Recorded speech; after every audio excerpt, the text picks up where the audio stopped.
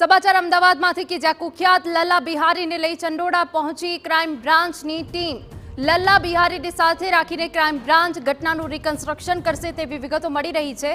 લલ્લા બિહારીના પુત્ર ફતેહ મહંમદને પણ સાથે રખાયો હોવાની ખાસ વિગત છે, આપને દ્રશ્યો બતાવી રહ્યા છે।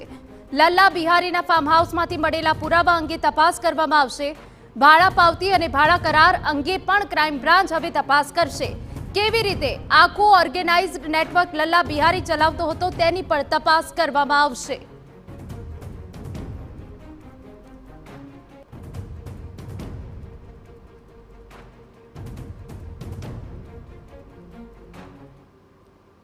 તો જ્યાં ગુનાને અંજામ આપ્યો ત્યાં જ લલ્લા બિહારીને લાવવામાં આવ્યો છે। ઘટનાનું રિકન્સ્ટ્રક્શન કરવામાં આવશે। 5000 બારમાં જે ગેરકાયદેસર દબાણ કરાયું હતું એ 5000 બારનું ગેરકાયદેસર દબાણ પર બુલડોઝરની પ્રક્રિયા તો થઈ ગઈ છે, પરંતુ આખરે કેવી રીતે નકલી ડોક્યુમેન્ટ બનાવીને બાંગ્લાદેશીઓને આશરો આપતો, ત્યાં વસવાટ કરાવતો, તે અંગે હવે ક્રાઇમ બ્રાન્ચ દ્વારા વધુ તપાસ હાથ ધરવામાં આવશે। જો કે આપને એ દ્રશ્યો બતાવી રહ્યા છે કે પુત્ર સાથે લલ્લા બિહારીને ઘટના સ્થળ પર લાવવામાં આવ્યા છે ચંડોળા તળાવમાં। અમારા સંવાદદાતા સચિન પાટીલ વધુ વિગતે વાત કરવા જોડાયા છે। સચિન, ક્રાઇમ બ્રાન્ચ દ્વારા હાલ ઘટનાનું રિકન્સ્ટ્રક્શન કરાઈ રહ્યું છે, લલ્લા બિહારી સાથે તેનો પુત્ર પણ હાજર છે, શું વિગત, શું અપડેટ?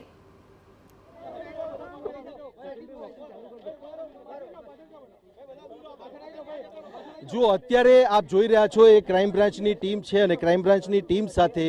અહીંયા લલ્લા બિહારી અને એના દીકરાને અહીંયા લાવવામાં આવ્યો છે, ફતેહ મોહમ્મદને।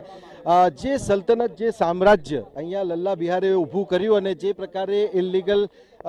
વીજળીના કનેક્શન અહીંયા આપવામાં આવ્યા અને એ બાબતનો જે ગુનો છે એ ગુનો અહીંયા નોંધવામાં આવ્યો। ત્યારબાદ જે પ્રકારે અહીંયા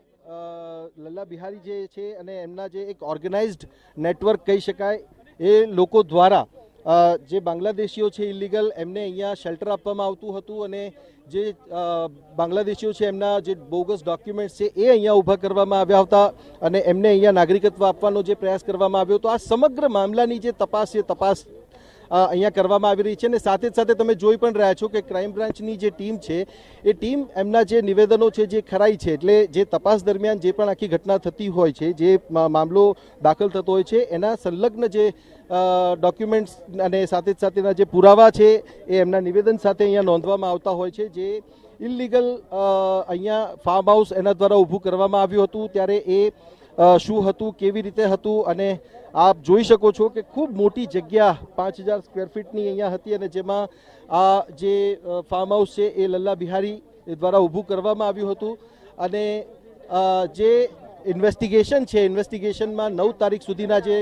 રિમાન્ડ ક્રાઇમ બ્રાન્ચને મળ્યા છે એ રિમાન્ડના આધારે હવે આગળની જે ઇન્વેસ્ટિગેશન છે ઇન્વેસ્ટિગેશન આગળ કરવામાં આવી રહી છે અને આ જે તપાસ છે તપાસમાં ઘણી બધી બાબતો બહાર આવી શકે એ પ્રકારની સંભાવનાઓ રહેલી છે અને તમે જોઈ પણ રહ્યા છો કે જે નેક્સસ અહીંયા ચાલતું હતું એ નેક્સસને તોડવા માટેનો જે પ્રયાસ છે પ્રયાસ થયો અને એ પ્રયાસ સફળ પણ રહ્યો કહી શકાય, કારણ કે ખૂબ મોટી સંખ્યામાં બાંગ્લાદેશીઓ અહીંયાથી પકડાયા છે। 60 વર્ષ પહેલાં પોતાના પરિવાર સાથે યુપીના કાસગંજથી આવેલો લલ્લા બિહારીનો પરિવાર અને ત્યારબાદ ધીરે ધીરે બીજા છાપરાઓ ઊભા કરીને લોકો પાસેથી એનું ભાડું વસૂલવું 1000, 1500 અને 5000 સુધીનું। ત્યારે આ જે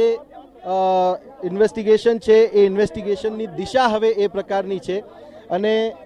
આપ જોઈ પણ રહ્યા છો કે જે નિવેદનો છે નિવેદનોમાં એમની પાસેથી ખરાઈ, કારણ કે અહીંયા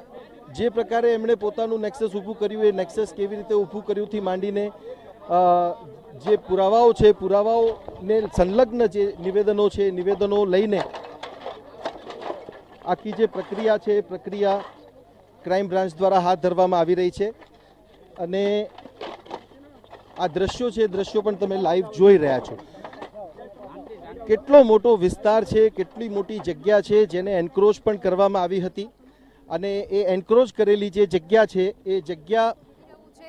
અને જે પ્રકારે આખું નેક્સસ હતું એમાં કોણ કોણ એમની સાથે સંડોવાયેલા હતા, કેવી રીતે આખી ઘટના જે છે એ ચાલતી હતી, બધી જ બાબતો જે છે એના ખરાઈ અને એના નિવેદનોની પ્રક્રિયા અત્યારે તમે હાલ અત્યારે દ્રશ્યમાં જોઈ રહ્યા છો। બિલકુલ સચિન, તો જે રીતે ઘટનાનું રિકન્સ્ટ્રક્શન ક્રાઇમ બ્રાન્ચ દ્વારા કરવામાં આવી રહ્યું છે, લલ્લા બિહારી સાથે તેનો પુત્ર પણ હાજર છે. આખરે કેવી રીતે તમામ જે નકલી ડોક્યુમેન્ટ છે તે બનાવવામાં આવતા હતા, ભાડા પાવતી અને ભાડા કરાર અંગે પણ હવે તપાસ હાથ ધરવામાં આવશે.